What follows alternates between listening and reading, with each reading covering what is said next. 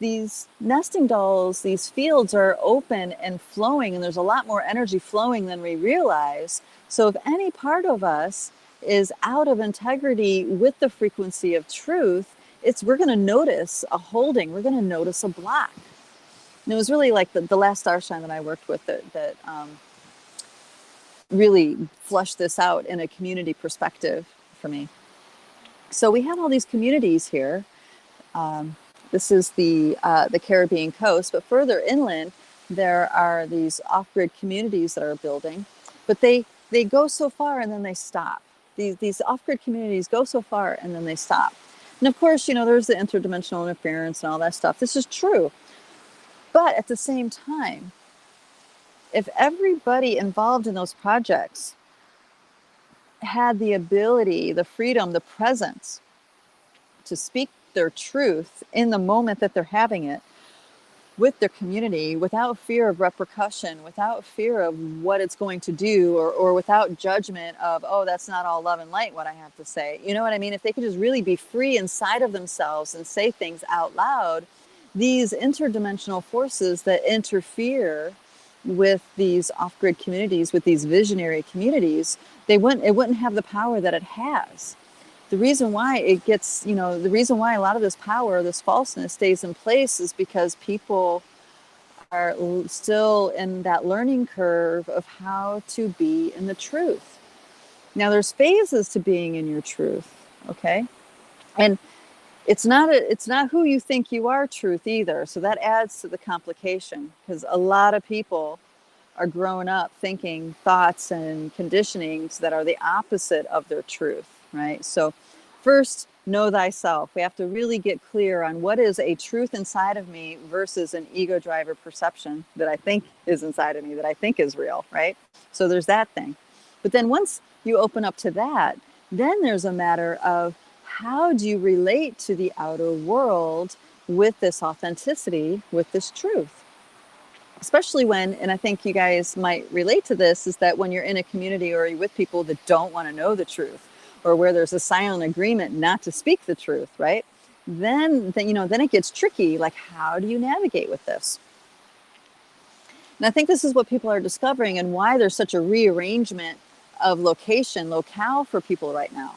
People are moving cross country. People are moving to other countries. There's all of this relocation shit happening right now. And I think this is connected into this inner rearrangement. People are being magnetized to environments that are closer in alignment with their truth, whether they know what that truth is or not. It's like they're getting magnetized to these places, to these different communities, to these different relationships. They're getting magnetized to it. And it's fascinating because of this magnetism that's going on, I feel so hopeful for humanity, because this magnetism is like a force of nature. The rain comes, the rain comes. The tide comes in, the tide comes in. It's a force of nature. It's going to do what it does without any effort from humans, right? I mean, yeah, we can influence the weather, but in general, ecosystems are ecosystems. They're going to do what they do. We don't need to put any energy into it necessarily. It's going to take place whether we like it or not. So this magnetism that takes us to these places is exactly where we need to be for us to recognize these different truths inside. Now, if we're chaotic, if we're really chaotic inside and we don't know our truth, or we really believe we are who we think we are, we might get magnetized to these places, but it's turmoil, it's chaos, it's pain, it's a wounding journey, right? Versus when we are softening inside and saying, okay, I'm committed to feeling what is the truth, we get magnetized to these places and it actually blossoms. It helps us settle in to our authentic nature more. And, I know I'm on a healing journey right now, and I feel like I'm getting magnetized to these places. And though it's uncomfortable at times, because I keep bringing it back to what's inside, it's giving me an extra oomph to heal things, heal woundings, heal traumas, stuff like this, you know. Those of you that know me, you guys know that, you know, I've really been nursing a broken heart, you know, really. How do you heal a broken heart? It's not just time, because a lot of times, you know, people will get their heart broken and then have a miserable period and then get hard, you know, have scar tissue and be hard inside from the experience of brokenheartedness.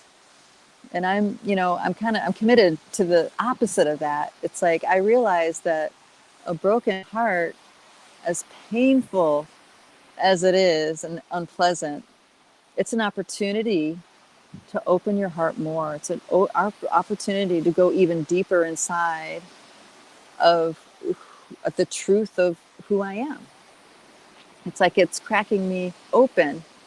And I want to keep that cracking open, open, open, open, so I can let this other level of my being come forward and get to know that aspect.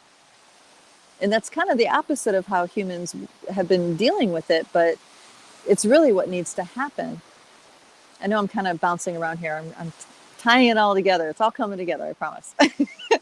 So we get magnetized to these places. Sometimes we're kicking and screaming. Sometimes we have this subtle sense that this is exactly where I need to be. I don't understand why, but here I am, you know? And it's like the earth, the Pachamama, Mother Nature, is pulling us to our true nature for us to see, to feel, to know, to become more of who we are, more of the truth of who we are. Not who we have been in these false constructs, not who we have been in this delusion.